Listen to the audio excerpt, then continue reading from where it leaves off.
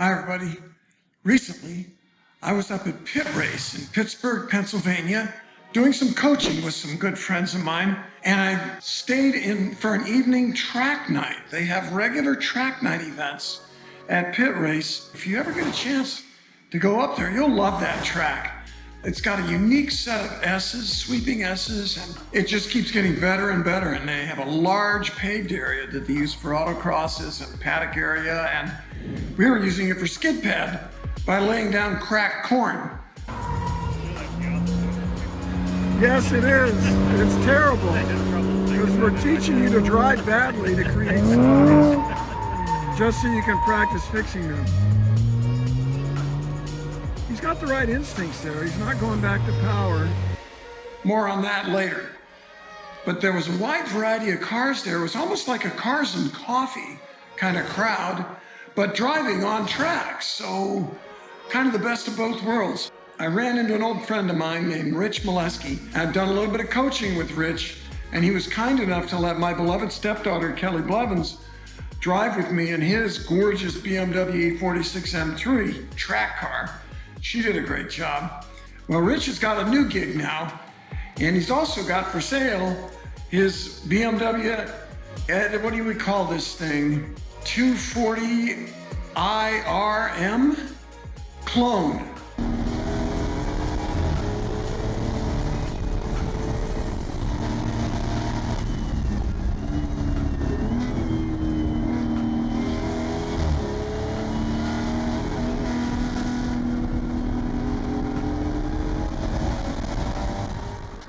It's a BMW M2 type car, the 2 Series, converted into a track car, serious piece, gorgeous. And he wanted me to push it. He's selling that. And in return, guess what? I got to drive his latest ride, a Superformance continuation GT40. It's not a replica, it's a real GT40, but a continuation, right? Kind of like they did with the Shelby Cobras. Well, they've done it with Ford GT40s from the 60s. Just like the cars that you see in the movie Ford versus Ferrari. It was one of those. It's for real. And in fact, the parts are so genuine that you can exchange them for real ones. They use those parts to repair real ones. So the opportunity to try one of those fantastic cars in really very much a vintage form. And he's even got a tow vehicle. It's a modern truck, but it's done up exactly like Shelby American's tow vehicles in the old days, in the 60s. What an opportunity. I got to get behind the wheel and drive it flat out at Pit Race. This channel helped create that opportunity. Some of the cars I get to drive are unbelievable, and we'll do videos about more. And we appreciate you subscribing, liking, and hitting the notification bell. Keep this thing rolling. That stupid crash at Pikes Peak sure was great to watch, and it greatly increased our following and our views. We're going to try and keep it going without damaging any more cars, okay? Thanks for watching.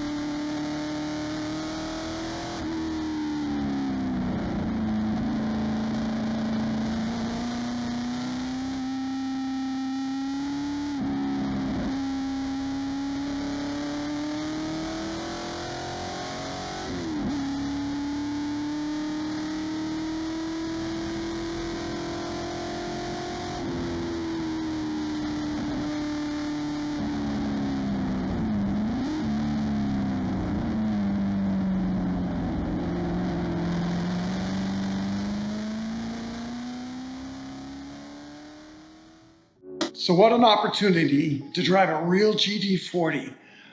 I mean, at the wheel of the car, the genuine Ford GT style wheel, the gauges were actually period correct. It was amazing. I'm channeling Ken Miles from the movie and Dan Gurney. There's even a Gurney bump in the roof of the car because Dan was a very tall guy and I'm a little bit tall, so it helps with the helmet clearance. And the car is a small block Ford. It's not the big 427, but it is a 351. Forgive me, owner Rich Molesky, if I get these specs wrong. It's got a 5-speed transaxle. They're mid-engine. And you slide down into that cockpit. Everything is like it was in 1966. Big V8. I can see the velocity stacks from the engine in the rearview mirror. And there's like a little vapor cloud over them when you're flat on the gas. That was wild. Extremely powerful. The power to weight ratio is crazy. The built small block Ford. What did Rich tell me? It weighs not much, 2,400 pounds. And it's on a vintage bias ply tire, vintage style. And between that and the chassis tuning, the car feels rather soft. It rolls a lot. It's got a kind of a cushy ride. The shocks are not very stiff. And it has a little bit of oversteer almost all the time. Bias plies love that too. They run a wide slip angle. They have the best grip when they're sliding quite a bit, which makes the car a lot of fun to drive. That powerful rumble. The brakes are an upgrade. It has a set of Willwoods, and I imagine the braking's a little better than it was back in the day, but it's still not like your new BMW, no way.